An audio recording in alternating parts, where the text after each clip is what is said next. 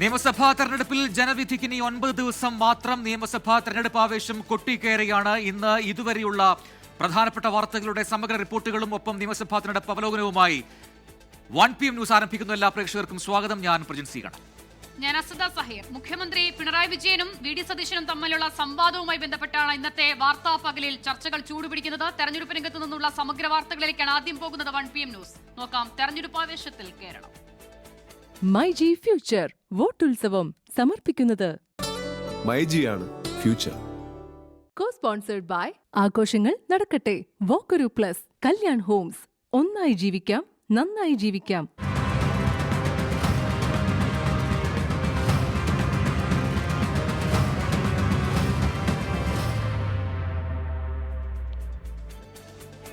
പ്രജൻ, ആദ്യ ദിവസങ്ങളിൽ ഡീലാരോപണത്തിൽ മാത്രം ചുറ്റിത്തിരിഞ്ഞ തെരഞ്ഞെടുപ്പ് പ്രചാരണ രംഗം ഇപ്പോൾ രാഹുൽ ഗാന്ധിയുടെ വരവോടുകൂടി ശബരിമല സ്വർണ്ണക്കൊള്ളയിലേക്ക് കൂടി മാറുകയാണ്. രാഹുൽ ഗാന്ധി നിരന്തരം തുടർച്ചയായി തന്നെ ശബരിമല വിഷയവുമായി ബന്ധപ്പെട്ട ആരോപണങ്ങൾ ഉന്നയിക്കുന്നു. വിഷയത്തിൽ പ്രധാനമന്ത്രിയുടെ മൗനം BJP CPM ഡീലിന്റെ തെളിവ് എന്നാണ് ഇന്ന് രാഹുൽ ഗാന്ധി കണ്ണൂരിൽ പറയുന്നത്, അല്ലേ? തീർച്ചയായിട്ടും ശബരിമലയിൽ നിന്ന് CPM നേതാക്കൾ സ്വർണം കൊള്ളയടിച്ചിട്ടും ഹിന്ദുവിന്റെ സംരക്ഷകരെന്ന് അവകാശപ്പെടുന്നവർ ഈ വിഷയം ഉന്നയിക്കുന്നില്ലെന്ന് രാഹുൽ ഗാന്ധി വിമർശിക്കുന്നു. Wherever the Prime Minister goes, he talks about temples, he talks about religion, he talks about God.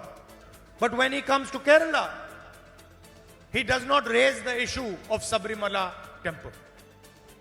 CPM leaders stole gold from Sabarimala temple, replaced it with brass. No action has been taken against them. And the so-called defender of Hinduism comes to Kerala and says nothing about Sabarimala because he wants the left front to win the election in Kerala. അസദ, ഇന്നലെ പത്തനംതിട്ടയിൽ രാഹുൽ ഗാന്ധി അവിടെ parody ഗാനമൊക്കെ പാടിയിരുന്നു. അതിന് പിന്നാലെ ഈ CPM ഹാൻഡിലുകളൊക്കെ തന്നെ social മീഡിയയിൽ അതുമായി ബന്ധപ്പെട്ട ട്രോളുകളൊക്കെ നിറഞ്ഞിട്ടുണ്ട്. അതായത് ഇപ്പോൾ മുഖ്യമന്ത്രിയും അതുമായി അതേ രീതിയിലുള്ള ഒരു പ്രതികരണം നടത്തിയിരിക്കുന്നു. സ്വർണം കട്ടവർ എങ്ങനെ സ്വന്തം വീട്ടിലെത്തിയെന്ന് ആലോചിക്കണമെന്നായിരുന്നു രാഹുൽ ഗാന്ധിയുടെ ആരോപണങ്ങളിൽ മുഖ്യമന്ത്രി പിണറായി വിജയന്റെ ഇന്നത്തെ മറുപടി. രാഹുൽ ഗാന്ധിക്ക് കൃത്യമായ മറുപടി ആള് പറഞ്ഞല്ലോ. അത് എങ്ങനെയാണ് ഈ കട്ടവരൊക്കെ സ്വന്തം വീട്ടിലെത്താനിടയായതെന്ന് ആലോചിച്ചാൽ അതിനുള്ള മറുപടിയായല്ലോ. ഞങ്ങൾക്ക് അങ്ങനെയുള്ള തകരാറുകളൊന്നും ഇല്ലല്ലോ അക്കാര്യത്തിൽ. അത് ഞാൻ തന്നെ പിന്നെ കൂടുതൽ പറയേണ്ടതില്ലല്ലോ. ശബരിമല സ്വർണ്ണക്കൊള്ളക്കാരെ ജയിലിലടയ്ക്കാൻ NDAക്ക് മാത്രമേ കഴിയൂ എന്നായിരുന്നു BJP സംസ്ഥാന അധ്യക്ഷൻ രാജീവ് ചന്ദ്രശേഖറിന്റെ പ്രതികരണം.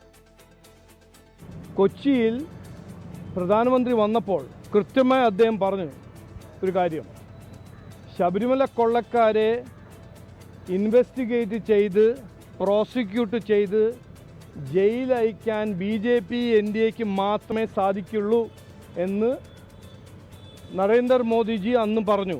അതിൻ്റെ ഒപ്പം അദ്ദേഹം പറഞ്ഞത് ഇത് മോദിൻ്റെ ഗ്യാരണ്ടിയാണെന്ന്, അവരെ ജയിലിൽ അയക്കുന്നു.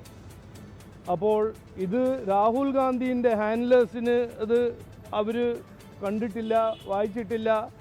അങ്ങനെ ഒരു സ്ഥിതിയാണെങ്കിൽ ഞാൻ ആ വീഡിയോ അങ്ങോട്ട് അയക്കാം. അതൊന്ന് പഠിച്ച് മനസ്സിലാക്കിയിട്ട് വായ തുറക്കുക. അതാണ് എൻ്റെ ഒരു അഭ്യർത്ഥന.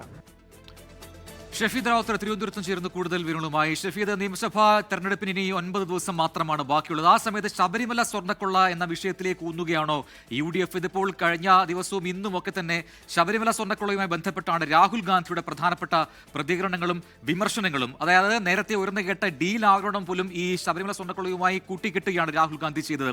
CPM BJP ഡീൽ വ്യക്തമാകുന്നത് ഈ ശബരിമല സ്വർണ്ണക്കൊള്ളയിലെ രണ്ടുപേരുടെയും നിലപാടുകളിലൂടെ വ്യക്തമാണ് എന്നുകൂടി പറയുന്നുണ്ട് രാഹുൽ ഗാന്ധി. ഇപ്പോൾ എന്താണ്, ഏത് രീതിയിലാണ് ഈ വിഷയം കോൺഗ്രസിനകത്ത് ചർച്ചയാകുന്നത്? അത് ഇനിയും കൂടുതൽ ശക്തമായി തന്നെ ഉന്നയിക്കാൻ തന്നെയാണോ UDFന്റെയും കോൺഗ്രസിന്റെയും ഒക്കെ തീരുമാനം? ഷഫീദ്. ഉറപ്പായിട്ടും ഒരു ഇടവേളയ്ക്ക് ശേഷം രാഹുൽ ഗാന്ധി കേരളത്തിൽ പ്രചരണത്തെത്തിയതോടുകൂടിയാണ് ശബരിമല സ്വർണ്ണക്കൊള്ള തെരഞ്ഞെടുപ്പ് കളത്തിൽ സജീവ ചർച്ചയായത്. നമുക്കറിയാം, ഇക്കാര്യത്തിൽ ഈ ശബരിമല സ്വർണ്ണക്കൊള്ള എന്ന വിഷയം ഉയർത്തിക്കൊണ്ട് ഒരേ തരത്തിൽ CPMനെയും അതേപോലെ തന്നെ BJPയെയും കടന്നാക്രമിക്കുകയാണ് കോൺഗ്രസ് ലക്ഷ്യം വെക്കുന്ന കാര്യം. ഇന്നലെ അടൂരും പത്തനംതിട്ടയും രാഹുൽ ഗാന്ധി ആവർത്തിച്ച് പറഞ്ഞൊരു കാര്യം: ശബരിമലയിൽ നിന്ന് അയ്യപ്പന്റെ സ്വർണം കട്ട എല്ലാ ആളുകളെയും കോൺഗ്രസ് അധികാരത്തിലെത്തിയാൽ തുറങ്കിലടയ്ക്കും എന്നുള്ളതായിരുന്നു. അങ്ങനെയാണ് അടൂരിലെ പ്രസംഗം ആരംഭിക്കുന്നത്. അതിനുശേഷമാണ് പത്തനംതിട്ടയിലേക്ക് എത്തുകയും പത്തനംതിട്ടയിൽ ഈ വിവാദമായിട്ടുള്ള പാരഡി ഗാനം അടക്കമുള്ള കാര്യങ്ങൾ അദ്ദേഹം പാടുകയും ചെയ്തു. അതിന് പിന്നാലെ ഇന്ന് മുഖ്യമന്ത്രി പിണറായി വിജയൻ രാഹുൽ ഗാന്ധിക്ക് മറുപടി നൽകിയിട്ടുണ്ട്. അതായത് ഈ ശബരിമല സ്വർണ്ണക്കൊള്ളക്കാരെ ആരാണ് വീട്ടിൽ കയറ്റിയതെന്ന് രാഹുൽ ഗാന്ധി വീട്ടിലാണ് ചോദിക്കേണ്ടതെന്നുള്ള കാര്യം മുഖ്യമന്ത്രി പിണറായി വിജയൻ ഇക്കാര്യത്തിൽ ആവർത്തിക്കുകയും ചെയ്തു. പിന്നാലെ കണ്ണൂരിൽ രാഹുൽ ഗാന്ധി സമാന വിഷയം ഉയർത്തുകയും ചെയ്ത് നമ്മൾ കണ്ടു. അതിൽ ഏറ്റവും പ്രധാനം ശബരിമലയിൽ സ്വർണം കട്ടവരെ കുറിച്ച് മിണ്ടാൻ ഏതെങ്കിലും തരത്തിൽ പ്രധാനമന്ത്രിയോ അതേപോലെ BJP നേതാക്കളോ സംസ്ഥാനത്ത് തയ്യാറാകുന്നില്ല. അതുകൊണ്ട് ഇതിലൂടെ ധാരണ വ്യക്തമാണെന്നൊക്കെയുള്ള കാര്യങ്ങളാണ് രാഹുൽ ഗാന്ധി ഇന്ന് കണ്ണൂരിലെ പ്രസംഗത്തിൽ പറഞ്ഞത്. ഇന്ന് AK ആന്റണിയും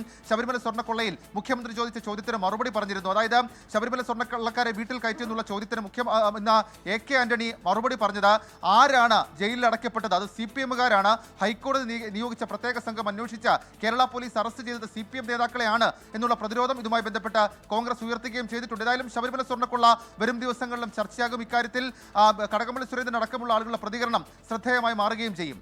പ്രജിത്. ഷഫീദ് റാവുത്തറാണ് വിശദാംശങ്ങൾ നൽകിയത് തിരുവനന്തപുരത്ത്. മസിദ, ഈ പറഞ്ഞതുപോലെ കഴിഞ്ഞ ദിവസങ്ങളിലൊക്കെ കണ്ടതിന് തുടർച്ചയാണ് ഇന്ന് ഈ പറയുന്നത് പോലെ. അതിൽ എനിക്ക് തോന്നുന്നു രാഹുൽ ഗാന്ധിയുടെ വളരെ ക്ലെവറായിട്ടുള്ളൊരു പ്രസംഗമായിട്ട് നമുക്കിനെ കാണാം. ഒരേ രീതിയിൽ രണ്ട് വിമർശനങ്ങൾ നടത്തുകയാണ്. അതായത് ഹിന്ദു സംരക്ഷകർ എന്ന് പറയുന്ന BJP എന്തുകൊണ്ടാണ് ശബരിമല സ്വർണ്ണക്കൊള്ളയെക്കുറിച്ച് ഒരു അക്ഷരം ഇണ്ടാത്തത് എന്നൊക്കെ പറയുമ്പോൾ ഒരു കൃത്യമായ ഒരു ഇന്നർ പൊളിറ്റിക്സ് കൂടി രാഹുൽ ഗാന്ധി കണ്ടിട്ടുണ്ടെന്നുള്ളതാണ്. തീർച്ചയായും. എന്തായാലും ശബരിമല രാഹുൽ ഗാന്ധി വളരെ സജീവമാക്കി തന്നെ കൊണ്ടുവരുന്നു എന്നുള്ളതാണ്. കഴിഞ്ഞ ദിവസങ്ങളിലും ഇന്ന് തുടർച്ചയിലും അത് തന്നെയാണ് കാണുന്നത്. അടുത്ത വാർത്തയിലേക്ക് പോകാം. നേമത്ത് LDF-ന് SDPI പിന്തുണ പ്രഖ്യാപിച്ചതിനെ ചൊല്ലി പ്രചാരണ രംഗത്ത് സംവാദം തുടരുകയാണ്. പിന്തുണ തേടി SDPI സമീപിച്ചു എന്ന പ്രചാരണം വസ്തുതാവിരുദ്ധമാണെന്ന് മുഖ്യമന്ത്രി പിണറായി വിജയൻ പ്രതികരിച്ചു. നേമത്ത് മാത്രമല്ല പലയിടത്തും SDPI LDF കൂട്ടുകെട്ടുണ്ടെന്ന് മുസ്ലിം ലീഗ് സംസ്ഥാന അധ്യക്ഷൻ പാണക്കാട് സാദിഖ് അലി ശിഹാബ് തങ്ങൾ ആരോപിച്ചു. LDF വിജയിക്കണമെന്ന് ഏതെങ്കിലും സംഘടനകൾ തീരുമാനിച്ചാൽ അത് വേണ്ടെന്ന് പറയുന്നത് പ്രായോഗികമല്ലെന്ന് CPM ജനറൽ സെക്രട്ടറി MA ബേബിയും പ്രതികരിച്ചു. ത്രികോണ മത്സരം നടക്കുന്ന നേമത്ത് LDF-ന് പിന്തുണ പ്രഖ്യാപിച്ച് SDPI സംസ്ഥാന അധ്യക്ഷൻ CP ലത്തീഫ് രംഗത്ത് വന്നതോടെയാണ് CPM SDPI ബന്ധമെന്ന ആരോപണം വ്യാപക ചർച്ചയാകുന്നത്. CPIM-ഉം നേമത്തെ സ്ഥാനാർത്ഥിയും ആവശ്യപ്പെട്ടിട്ടാണ് പിന്തുണയെന്നായിരുന്നു SDPI അധ്യക്ഷന്റെ പ്രതികരണം. എന്നാൽ മുഖ്യമന്ത്രി അത് നിഷേധിക്കുകയാണ്. ഞങ്ങളെ LDF-ന് പുറത്തുള്ള ഇത്തരത്തിലുള്ള ഏതെങ്കിലും ഒരു കക്ഷിയുടെ പിന്തുണ വേണം എന്ന് പറഞ്ഞ് ഞങ്ങൾ സമീപിക്കുന്ന നില ഉണ്ടായിട്ടേയില്ല.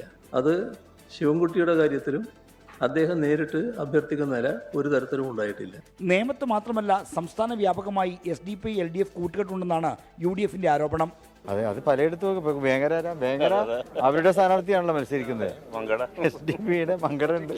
SDPI വോട്ട് വേണ്ടെന്ന് പറയാൻ CPI നേതൃത്വം ഇപ്പോഴും തയ്യാറല്ല. ഈ നാട്ടിൽ വോട്ടുള്ള സംഘടനകളും വ്യക്തികളും അവരുടേതായ കാരണങ്ങളാൽ തീരുമാനിച്ചാൽ ആ തീരുമാനത്തെ എതിർത്ത് ഒരു കാരണവശാലും ഞങ്ങൾ വോട്ട് ചെയ്തുകൂടാ എന്ന് പറയുന്നത് അപ്രായോഗികവും മൗഢ്യവുമാണ്. എങ്ങനെയാണ് അവരുടെ വോട്ടിന് തടയാൻ പറ്റുക? നേമത്തെ LDF സ്ഥാനാർത്ഥിക്കും ഇതേ നിലപാടാണ്. സാധാരണഗതിയിൽ സ്ഥാനാർത്ഥികൾ ഇന്ന ആൾക്കാരുടെ വോട്ട് വേണ്ട എന്നൊന്നും പറയാറില്ല. സ്ഥാനാർത്ഥികളെ സംബന്ധിച്ചിടത്തോളം ആര് വോട്ട് ചെയ്താലും വോട്ട് സ്വീകരിക്കുന്നു എന്നുള്ളതാണ്. SDPI സംബന്ധിച്ച് LDF-നുള്ളിൽ തന്നെ ആശയക്കുഴപ്പമാണെന്നാണ് BJP-യുടെ പ്രതികരണം. നിലവിൽ MLA-യും വിദ്യാഭ്യാസ മന്ത്രി പറഞ്ഞു ഞങ്ങൾ SDPI-ന്റെ പിന്തുണ സ്വീകരിക്കുന്നു, കെട്ടിപ്പിടിക്കുന്നു. പിന്നെ MA ബേബി പറഞ്ഞു SDPI-ന്റെ വോട്ട് സ്വീകരിക്കും. അതിൻ്റെ ഡാമേജ് കണ്ട് കേട്ട് മനസ്സിലാക്കിയിട്ടാണ് ഇന്ന് ബഹുമാനപ്പെട്ട മുഖ്യമന്ത്രി പറഞ്ഞത് SDPI-ന്റെ പിന്തുണ എടുക്കില്ല എന്ന്. അപ്പോൾ അവരുടെ ഉള്ളിൽ തന്നെ ഒരു ഭയങ്കര കൺഫ്യൂഷനാണ്. 24 തിരുവനന്തപുരം. നേമത്ത് V ശിവൻകുട്ടിക്ക് പിന്തുണ പ്രഖ്യാപിച്ചത് LDF ആവശ്യപ്പെട്ടതിന്റെ അടിസ്ഥാനത്തിലെന്ന SDPI. വർഗീയ പാർട്ടികളുടെ പിന്തുണ വേണ്ടെന്ന മുഖ്യമന്ത്രിയുടെ പ്രസ്താവന സ്വാഗതാർഹമെന്നും SDPI വർഗീയ പാർട്ടി അല്ലെന്നും സംസ്ഥാന പ്രസിഡന്റ് CPA ലത്തീഫ് പറഞ്ഞു. ഞങ്ങൾ വർഗീയ പാർട്ടി അല്ലല്ലോ. വർഗീയ പാർട്ടികളുടെ വോട്ട് വേണ്ട എന്ന് മുഖ്യമന്ത്രി പറയാൻ ഞങ്ങൾ സ്വാഗതം ചെയ്യുന്നു. ഞങ്ങൾ വർഗീയ പാർട്ടിയല്ല.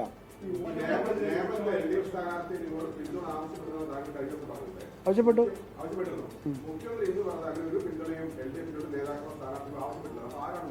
അല്ല നോണല്ല, അതിപ്പോ മണ്ഡലം തലത്തിൽ സ്ഥാനാർത്ഥികൾ പലരും ആവശ്യപ്പെടുമല്ലോ. അതൊരു പാർട്ടിയുടെ പോളിസിയുടെ ഭാഗമായി ആകണമെന്നില്ല. മുഖ്യമന്ത്രി പറയുന്നത് പാർട്ടിയുടെ പൊതു പോളിസി ആയിരിക്കും. അവിടെ നേമത്ത് നമ്മൾ അവിടെ പ്രാദേശിക തലങ്ങളിൽ നമ്മുടെ പ്രവർത്തകന്മാർ വളരെ ലൈവായുള്ള പൊതുപ്രവർത്തകരാണ്.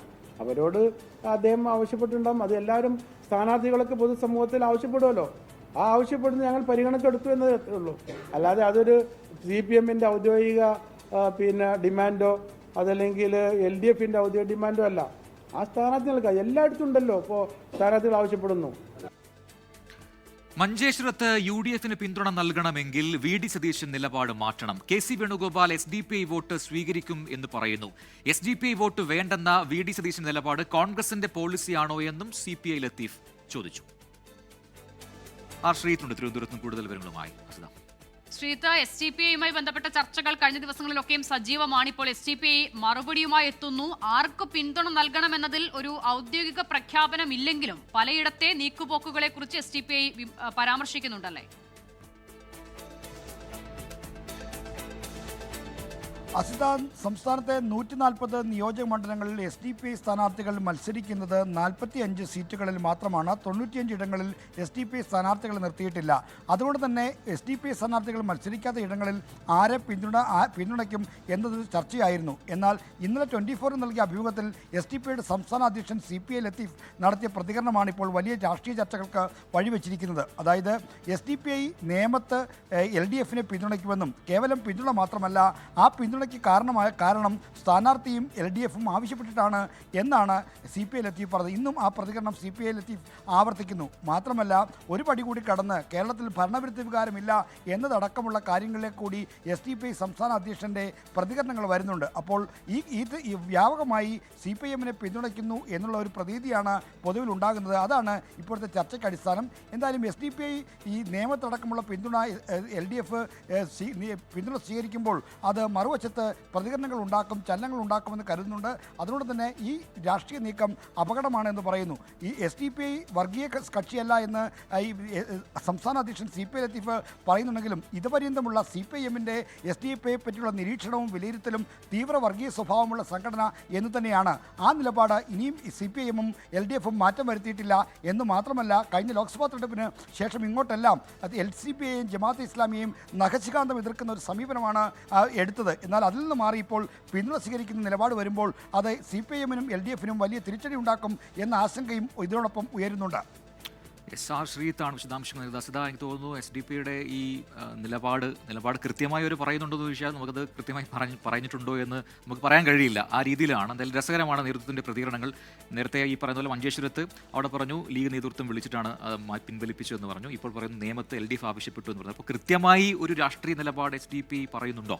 ഇല്ല, അവരത് പറയുന്നില്ല. അതിന് സമയമുണ്ട് എന്നുള്ളതാണ് SDPI പറയുന്നത്. തെരഞ്ഞെടുപ്പിനോട് അടുക്കുന്ന ഘട്ടത്തിൽ മാത്രമേ ആ ഒരു നിലപാട് വ്യക്തമാക്കുന്ന നിലയിലേക്ക് മാറുകയുള്ളൂ എന്ന് പറയുന്നു. ഇപ്പോൾ ചിലയിടത്തെ സംഭവങ്ങൾ എടുത്തുകാട്ടി SDPIയോടുണ്ടാകുന്ന വിമർശനങ്ങൾ ചൂണ്ടിക്കാട്ടിയൊക്കെയാണ് ഇന്നത്തെ അവരുടെ വാർത്താ സമ്മേളനം. പ്രാദേശികമായ രാഷ്ട്രീയമൊക്കെയാണ് നിലവിലത്തെ അവരുടെ നിലപാട്, പിന്തുണയ്ക്കൊക്കെ നിദാനമായി അവർ തന്നെ പറയുന്നത്. നമുക്ക് അടുത്ത റിപ്പോർട്ടിലേക്ക് പോകാം. ശരി, കഴിഞ്ഞ ദിവസങ്ങളിൽ മറ്റൊരു ചർച്ച ഈ പ്രതിപക്ഷ നേതാവും മുഖ്യമന്ത്രിയും തമ്മിലുള്ള ഒരു നേർക്കുനേർ സംവാദത്തെക്കുറിച്ചാണ്. പക്ഷേ അത് ഉണ്ടാകില്ല എന്നുള്ള സൂചനകളാണ് ഇന്നിപ്പോൾ വരുന്നത്. നേരിട്ടുള്ള സംവാദമല്ല, സമൂഹ മാധ്യമ സംവാദമാണ് ഉദ്ദേശിച്ചത് എന്നുള്ളതാണ് മുഖ്യമന്ത്രി പിണറായി വിജയൻ ഇന്ന് പറഞ്ഞത്. സ്ഥലവും സമയവും പറഞ്ഞാൽ എത്തുമെന്ന് ആവർത്തിച്ച് VD സതീശൻ വീണ്ടും രംഗത്തെത്തിയിട്ടുണ്ട്. വികസന വിഷയങ്ങളിൽ സംവാദത്തിന് തയ്യാറാണോ എന്ന പ്രതിപക്ഷ നേതാവ് VD സതീശന്റെ വെല്ലുവിളി സർക്കാരിന്റെ റിപ്പോർട്ട് കാർഡ് പങ്കുവച്ചുകൊണ്ടായിരുന്നു മുഖ്യമന്ത്രി പിണറായി വിജയൻ ഏറ്റെടുത്തത്. ഇതോടെ മുഖ്യമന്ത്രി പ്രതിപക്ഷ നേതാവ് സംവാദത്തിന് രാഷ്ട്രീയ കേരളം കാതോർത്തു.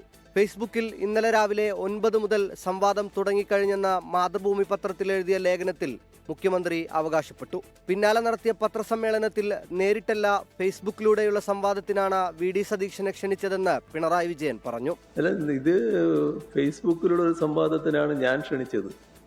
ഫേസ്ബുക്കിലുള്ള സംവാദത്തിന് തയ്യാറല്ല എന്ന് അദ്ദേഹം പറഞ്ഞിട്ടില്ല എന്നാണ് തോന്നുന്നത്. ആ സംവാദം നടക്കട്ടെ. എന്നാൽ സംവാദത്തിന് തയ്യാറാണെന്ന് പറഞ്ഞ 24 മണിക്കൂർ കഴിഞ്ഞിട്ടും സ്ഥലവും സമയവും ഇതുവരെ തീരുമാനിച്ചില്ലെന്ന് VD സതീശൻ ഫേസ്ബുക്കിൽ പോസ്റ്റിട്ടു.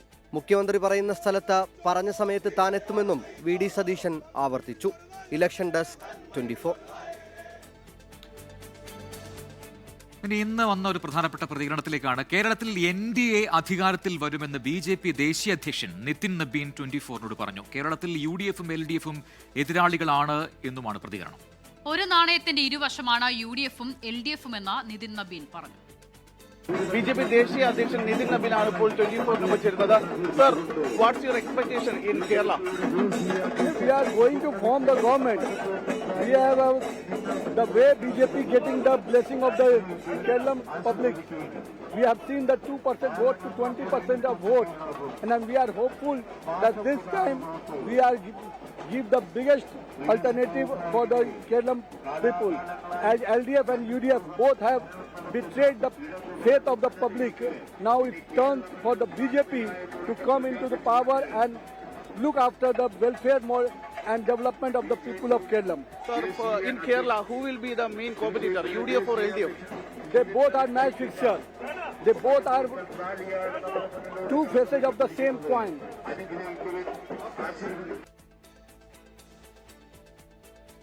അമ്പലപ്പുഴയിൽ CPIM വോട്ടുകൾ തനിക്ക് ലഭിക്കുമെന്ന അവകാശവാദവുമായി UDF സ്വതന്ത്ര സ്ഥാനാർത്ഥി G. സുധാകരൻ. തനിക്ക് ലഭിക്കുന്ന ഓരോ വോട്ടും മുഖ്യമന്ത്രിയുടെയും MV ഗോവിന്ദന്റെയും മുഖത്തേൽക്കുന്ന പ്രഹരമാകുമെന്നും G. സുധാകരൻ പറഞ്ഞു.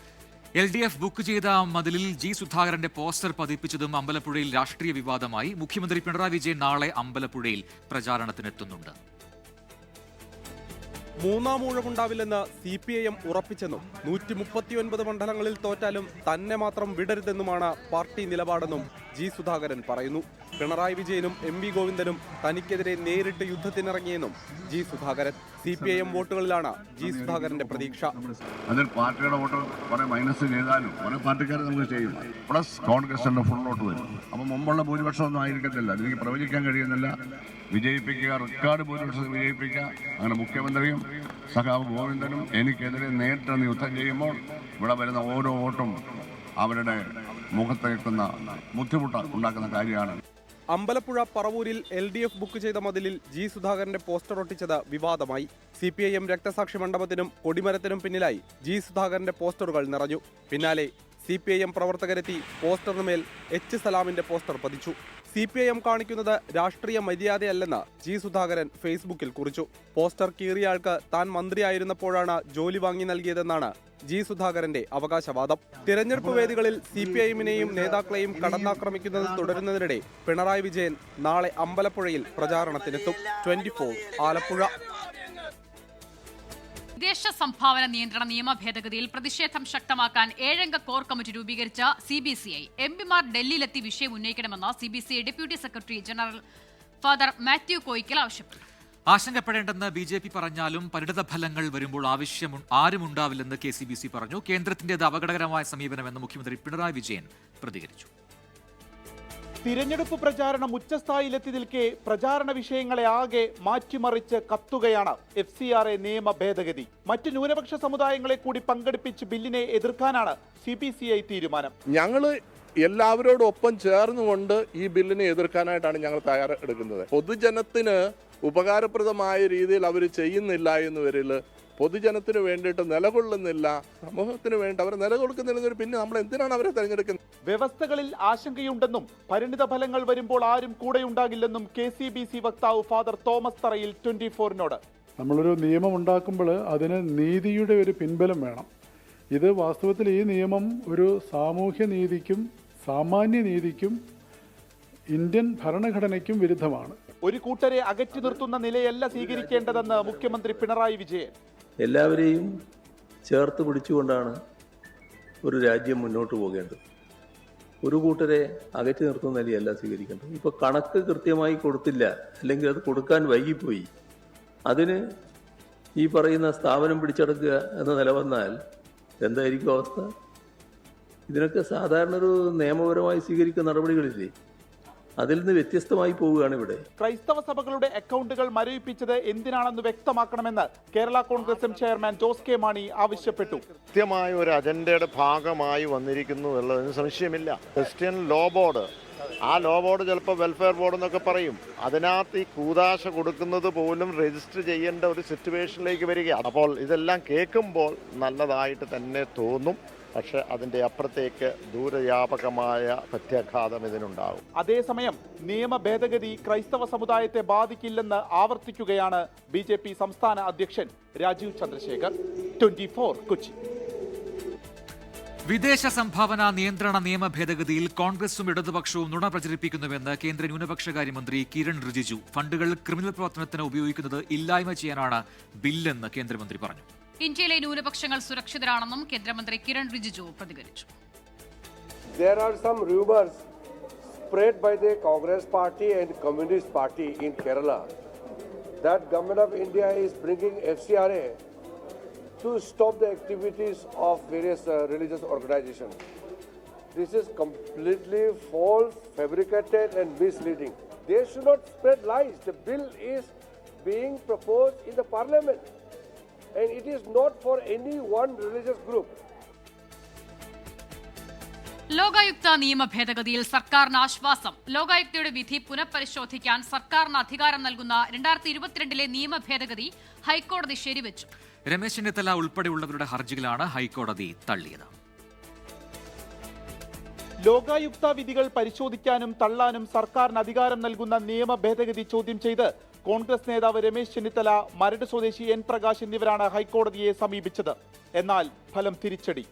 ലോകായുക്ത എന്നത് ഒരു അന്വേഷണ സംവിധാനം മാത്രമാണെന്നും നിയമസഭ പാസാക്കിയ ഭേദഗതിയിൽ ഭരണഘടനാ വിരുദ്ധത ഇല്ലെന്നും ഹൈക്കോടതി പറഞ്ഞു. എന്നാൽ ലോകായുക്ത വിധി പരിശോധിച്ച് അന്തിമ തീരുമാനം 90 ദിവസത്തിനകം എടുക്കണമെന്ന് കോടതി നിർദ്ദേശിച്ചു. മന്ത്രിമാർക്കെതിരായ ലോകായുക്ത വിധിയിൽ മുഖ്യമന്ത്രിക്കും, മുഖ്യമന്ത്രിക്കെതിരായ വിധിയിൽ നിയമസഭയ്ക്കും, MLA-മാർക്കെതിരായ വിധിയിൽ സ്പീക്കർക്കും ഇനി അന്തിമ തീരുമാനമെടുക്കാം. ലോകായുക്ത പദവിയിലേക്ക് അംഗങ്ങളെ പരിഗണിക്കുന്നതിലെ യോഗ്യതാ മാനദണ്ഡങ്ങൾ ഭാവിയിൽ നിയമസഭയ്ക്ക് പുനഃപരിശോധിക്കാനാവുന്നതാണെന്നും കോടതി വ്യക്തമാക്കി. 24 കൊച്ചി. സഹകരണ വകുപ്പ് സോഫ്റ്റ്വെയറിനുള്ള ടെൻഡർ നടപടിക്ക് ഹൈക്കോടതിയുടെ സ്റ്റേ. IT കമ്പനികൾ നൽകിയ ഹർജിയിലാണ് സ്റ്റേ. കുറഞ്ഞ തുക കോട്ട് ചെയ്ത കമ്പനിയുടെ മാനദണ്ഡത്തിൽ അപാകതയെന്ന് കോടതി നിരീക്ഷിച്ചു. താൻ ഉന്നയിച്ച വസ്തുതകൾ കഴമ്പുള്ളതാണെന്ന് ഹൈക്കോടതി കണ്ടെത്തിയെന്ന് രമേശ് ചെന്നിത്തല പറഞ്ഞു. ടെൻഡറിൽ ഒരു അഴിമതിയും ഇല്ലെന്ന് പറഞ്ഞ മുഖ്യമന്ത്രിയും സഹകരണ മന്ത്രിയും ജനങ്ങളോട് മാപ്പ് പറയണമെന്നും രമേശ് ചെന്നിത്തല ആവശ്യപ്പെട്ടു. ബഹുമാനപ്പെട്ട ഹൈക്കോടതി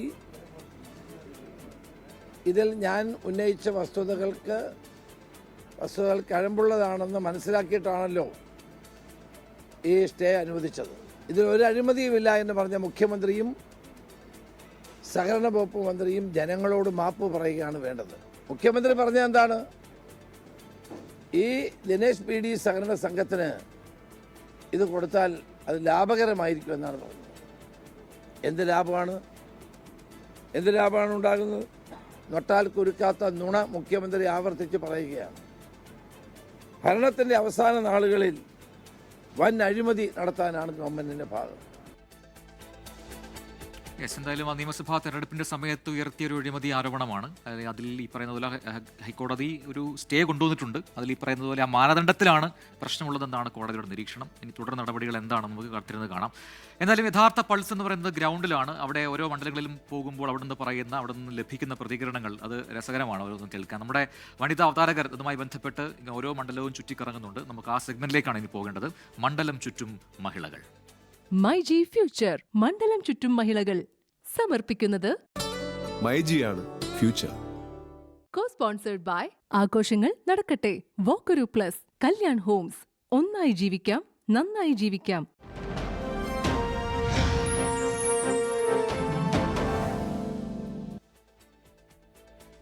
മണ്ഡലം ചുറ്റും മഹിളകൾ മഞ്ചേശ്വരത്താണുള്ളത്. മഞ്ചേശ്വരത്ത് SDPI പ്രവർത്തകൻ സൈനുലാബിദീനെ പിതാവിന്റെ മുന്നിൽ വെച്ച് വെട്ടിക്കൊലപ്പെടുത്തിയ സംഘപരിവാറിന് SDPI പിന്തുണ നൽകുമെന്ന് താൻ കരുതുന്നില്ല എന്നാണ് UDF സ്ഥാനാർത്ഥി AKM അഷ്റഫ് പറയുന്നത്. മണ്ഡലം ചുറ്റും മഹിളകളിൽ ഇന്ന് അനുജ രാജേഷും സ്മിത ഹരിദാസുമാണ് ചേരുന്നത്.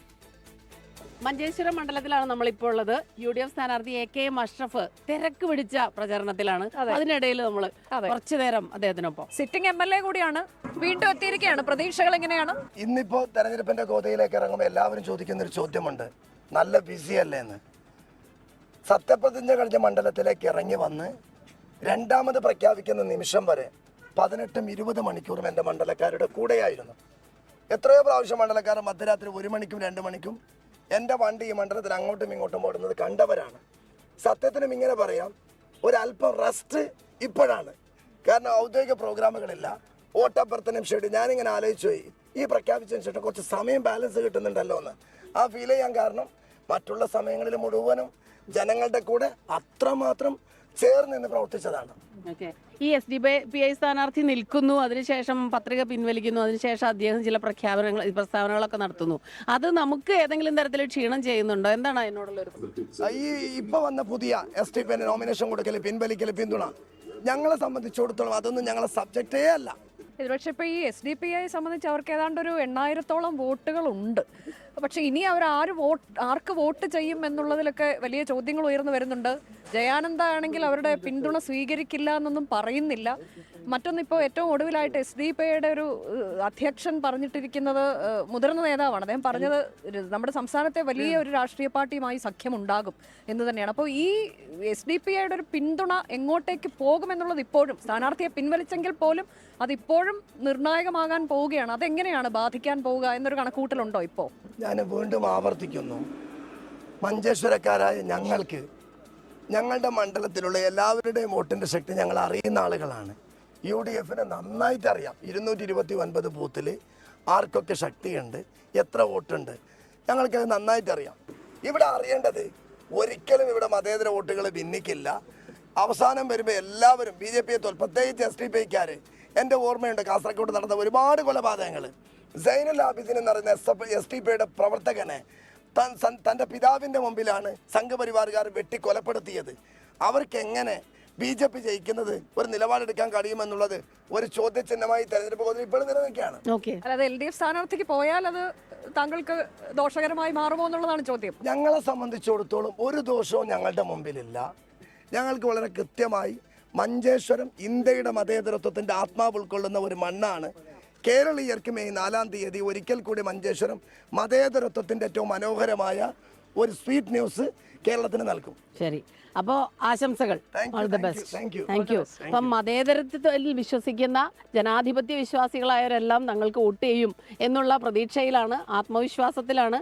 കഴിഞ്ഞ വർഷങ്ങളെക്കാൾ, കഴിഞ്ഞ തവണകളെക്കാളൊക്കെ തന്നെ ഭൂരിപക്ഷം ഉയർത്തും എന്നുള്ള വിശ്വാസവും UDF സ്ഥാനാർത്ഥി. കഴിഞ്ഞ തവണയൊക്കെ ഉണ്ടായിരുന്ന ആ നെഞ്ചെടുപ്പ് ഇത്തവണ ഉണ്ടാകില്ല. വളരെ ഈസിയായി വോക്ക് ഓവർ ആയിരിക്കും നടക്കാൻ പോകുന്നത് എന്നൊരു ആത്മവിശ്വാസം കൂടി അദ്ദേഹം പ്രകടിപ്പിച്ചിരിക്കുകയാണ്. യെസ്, നമുക്കിനി അടുത്തൊരു സ്ഥാനാർത്ഥി കൂടിയുണ്ട് മഞ്ചേശ്വരത്ത്, അങ്ങോട്ടേക്കാണ് നമ്മൾ ഇനി പോകുന്നത്.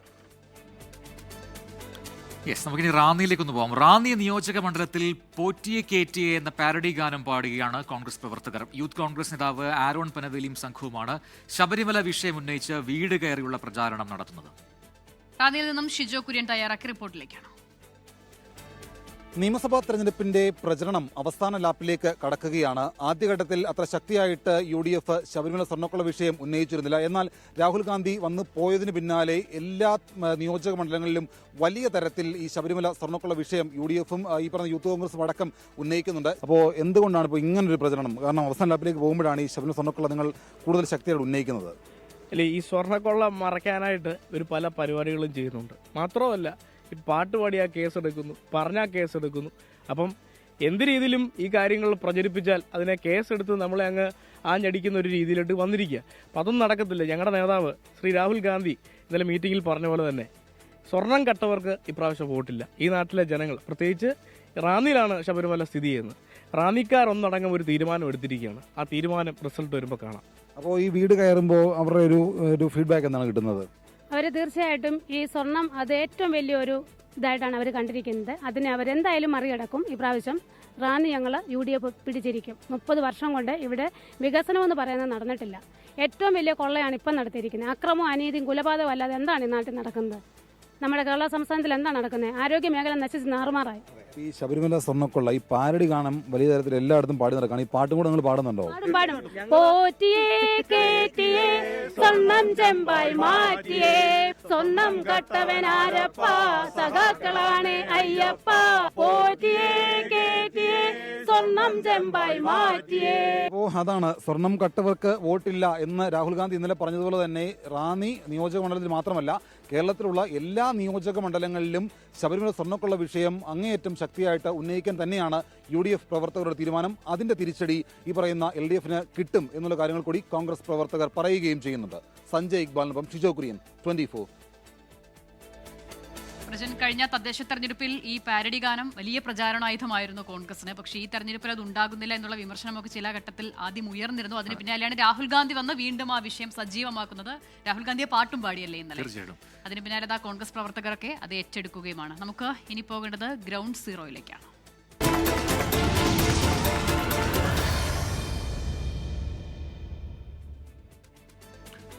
ഇടുക്കിയിലെ ഭൂപ്രശ്നങ്ങളും വന്യജീവി പ്രശ്നങ്ങളും പരിഹരിച്ചെന്ന് LDF സ്ഥാനാർത്ഥി റോഷി അഗസ്റ്റിൻ 24-നോട് പറഞ്ഞു. ഇടുക്കിയിൽ ഇനി ഒരു കെട്ടിടവും ഇടിച്ചു പൊളിക്കാൻ പറ്റില്ല എന്നും റോഷി അഗസ്റ്റിൻ സൂചിപ്പിക്കുന്നു. ഭൂപ്രശ്നങ്ങളിൽ നിന്ന് ഇടുക്കിയെ കോട്ട കെട്ടി സംരക്ഷിച്ചെന്നും റോഷി അഗസ്റ്റിൻ 24-നോട് പറഞ്ഞു. 3ാം തവണയും പിണറായി വിജയൻ സർക്കാർ അധികാരത്തിൽ വരുമെന്നും റോഷി അഗസ്റ്റിൻ പറയുകയാണ്. കാണാം തനേഷ് തമ്പി തയ്യാറാക്കിയ ഗ്രൗണ്ട് സീറോ.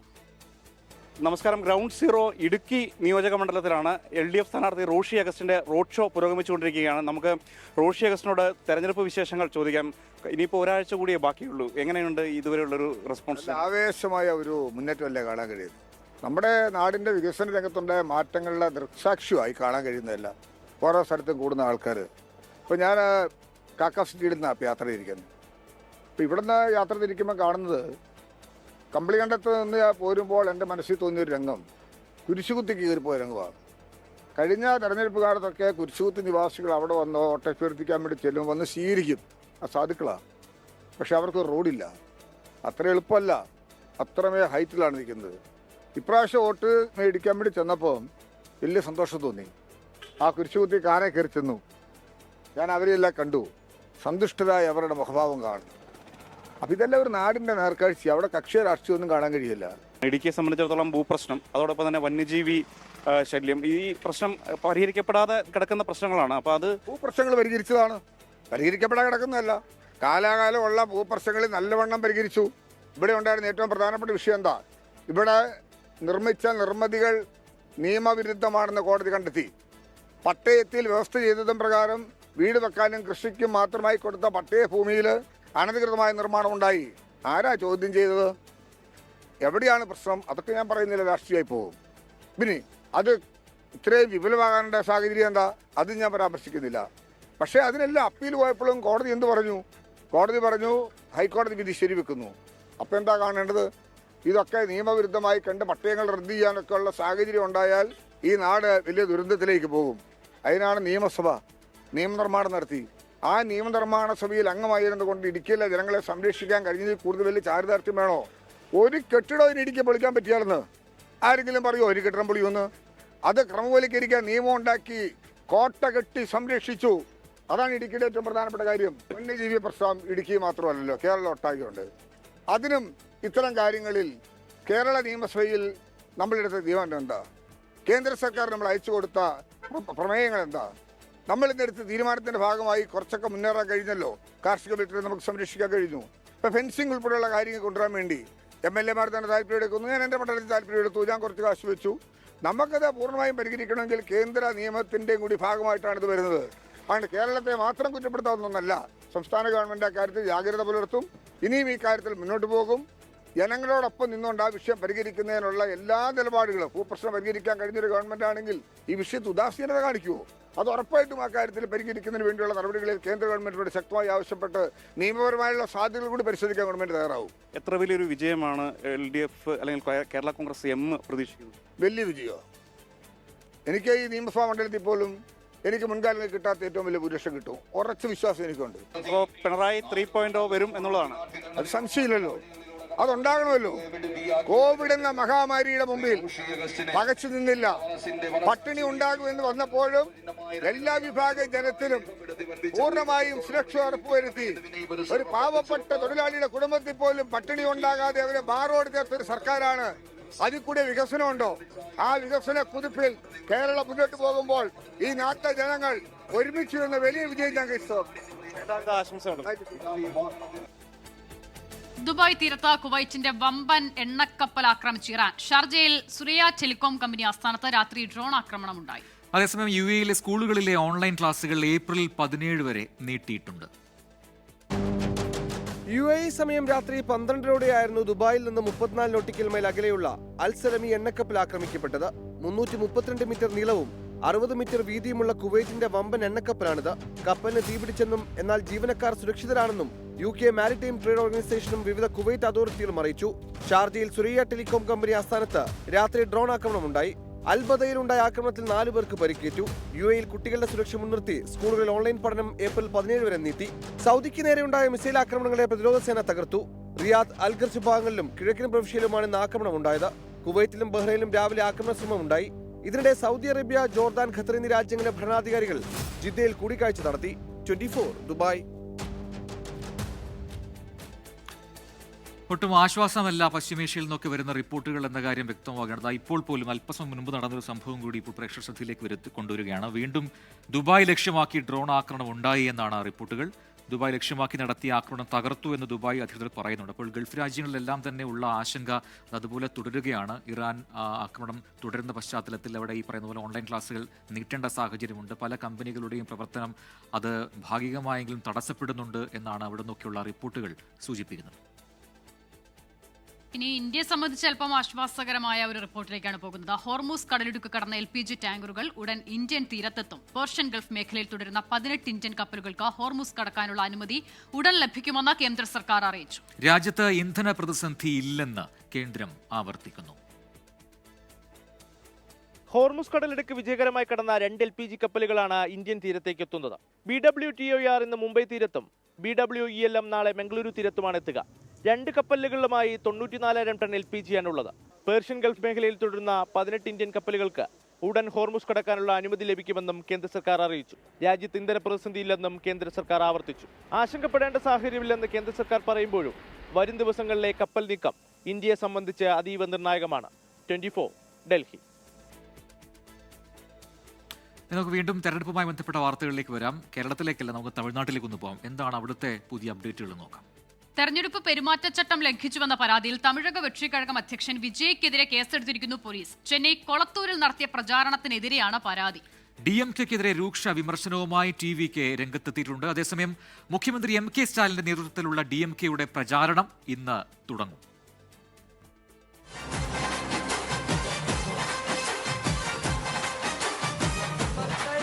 പെരമ്പൂരിലെ പത്രികാ സമർപ്പണത്തിന് ശേഷം കൊളത്തൂരിൽ വിജയ് നടത്തിയ പ്രചാരണത്തിനെതിരെയാണ് കേസ്. പൊതുജനങ്ങൾക്ക് ബുദ്ധിമുട്ടുണ്ടാക്കുന്ന വിധത്തിൽ പ്രചാരണം നടത്തി, ആംബുലൻസിന് മാർഗതടസ്സമുണ്ടാക്കി, പൊതുനിരത്തുകൾ പ്രചാരണത്തിന് ഉപയോഗിച്ചു തുടങ്ങിയ കാര്യങ്ങളാണ് പരാതിയിൽ പറയുന്നത്. പെരവല്ലൂർ പോലീസാണ് കേസെടുത്തത്. പരാതിയെ നിയമത്തിന്റെ വഴിയിൽ നേരിടുമെന്ന് TVK campaign general secretary Aadav Arjuna. Mr. MK Stalin don't want to allow anyone to campaign in their own constituency. That's why they filed FIR today. It's a threatening. Definitely we'll face the legal way. DMKയുടെ തിരഞ്ഞെടുപ്പ് പ്രചാരണം ഇന്ന് ആരംഭിക്കും. വൈകിട്ട് 5-ന് തിരുവാരൂരിൽ നിന്നാണ് മുഖ്യമന്ത്രി MK Stalin പര്യടനം ആരംഭിക്കുക. April 21-ന് സ്വന്തം മണ്ഡലമായ കൊളത്തൂരിൽ പ്രചാരണം സമാപിക്കും. അതിനിടെ തിരുവാരൂരിലേക്ക് പുറപ്പെട്ട MK സ്റ്റാലിന്റെ വാഹനം തിരഞ്ഞെടുപ്പ് ഫ്ലൈയിംഗ് സ്ക്വാഡ് പരിശോധിച്ചു.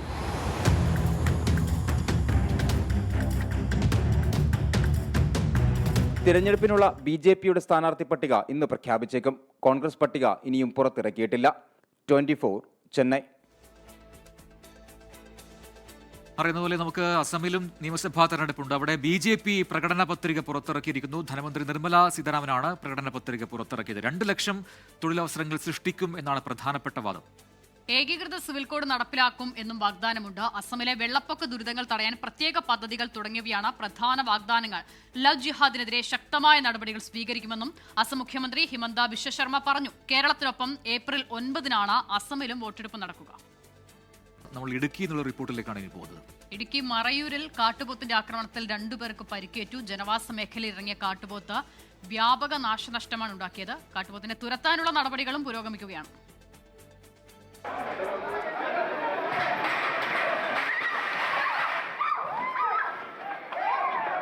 ജനവാസ മേഖലയിൽ ഇറങ്ങിയ കാട്ടുപോത്തിനെ നാട്ടുകാർ ബഹളം വെച്ച് തുരത്താൻ ശ്രമിച്ചതോടെ മറയൂർ പഞ്ചായത്ത് ഓഫീസിനുള്ളിലേക്ക് ഓടിക്കയറുകയായിരുന്നു. പഞ്ചായത്ത് സെക്രട്ടറിയുടെ മുറിക്കുള്ളിൽ കുടുങ്ങിയ കാട്ടുപോത്തിനെ ശ്രമകരമായ ദൗത്യത്തിനൊടുവിൽ പുറത്തേക്ക് തുരത്തി. തുടർന്ന് സമീപത്തെ ഹോട്ടലിനുള്ളിൽ കയറിയ കാട്ടുപോത്ത് വ്യാപക നാശനഷ്ടമുണ്ടാക്കി. പിന്നാലെ മറയൂർ ടൗണിനോട് ചേർന്നുള്ള കുമുട്ടാംകുടി ആദിവാസി ഉന്നതിയിലേക്ക് നീങ്ങി.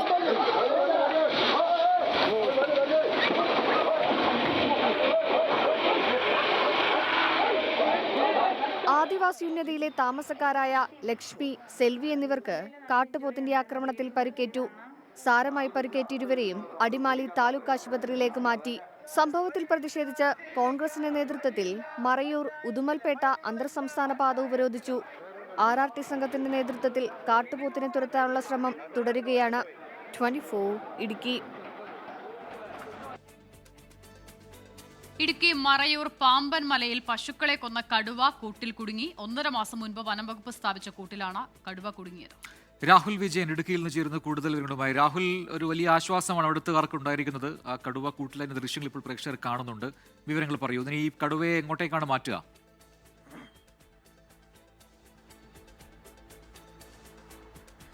പ്രജിൻ, കഴിഞ്ഞ കുറച്ച് നാളുകളായിട്ട് വലിയ ആശങ്ക ഉണ്ടാക്കിയിരുന്ന കടുവയാണ് ഇപ്പോൾ കൂട്ടിൽ കുടുങ്ങിയിരിക്കുന്നത് എന്നുള്ളതാണ് വളരെ പ്രധാനപ്പെട്ട കാര്യം. പാമ്പൻ മലയിൽ കഴിഞ്ഞ കുറച്ച് നാളുകൾക്കിടെ 22 പശുക്കളെ ഈ കടുവ ആക്രമിച്ച് കൊന്നിരുന്നു. അതേ കടുവ തന്നെയാണ് കൂട്ടിൽ കുടുങ്ങിയിരിക്കുന്നത് എന്നുള്ളതാണ് വനംവകുപ്പ് പറയുകയും ചെയ്തിരിക്കുന്നത്. 1.5 മാസം മുമ്പാണ് ഇവിടെ നാട്ടുകാരുടെ പരാതിയെ തുടർന്ന് കൂട് സ്ഥാപിക്കുകയും ചെയ്തത്. ഈ കടുവയെ പെരിയാർ കടുവാ സങ്കേതത്തിലേക്ക് മാറ്റാനുള്ള ഒരു നീക്കമായിരിക്കാം ഒരുപക്ഷെ ഉണ്ടാവുക എന്നുള്ളതാണ് ഈ ഘട്ടത്തിൽ മനസ്സിലാക്കാൻ കഴിയുന്നത്. ആദ്യഘട്ടത്തിൽ മറയൂർ ഫോറസ്റ്റ് ഓഫീസിൽ എത്തിക്കുകയും പ്രാഥമിക ചികിത്സ നൽകുകയും ചെയ്യും. അതിനുശേഷം പെരിയാർ കടുവാ സങ്കേതത്തിൽ എത്തിച്ച് തുറന്നു വിടുകയായിരിക്കും ചെയ്യുക. അതാണ് പതിവ് രീതി. എവിടെ നിന്നെങ്കിലും ഇടുക്കിയിൽ കടുവയെ പിടികൂടുകയാണെങ്കിൽ അതാണ് ചെയ്യുന്ന രീതി. എന്തായാലും വലിയ ആശ്വാസം നാട്ടുകാർക്കുണ്ട്.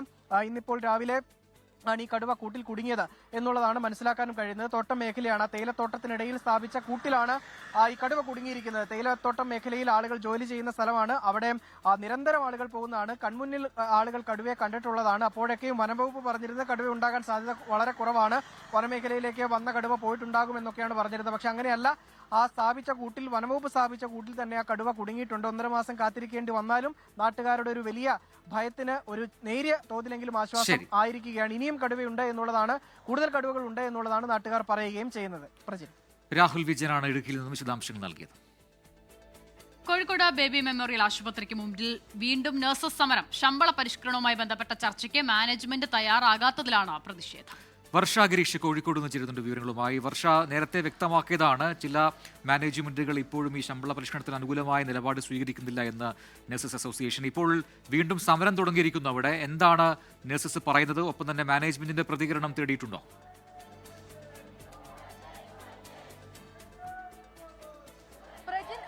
കോഴിക്കോട് ബേബി മെമ്മോറിയൽ ഹോസ്പിറ്റൽ മുന്നിലാണ് ഇപ്പോൾ നഴ്സസ് സമരം നടക്കുന്നത്.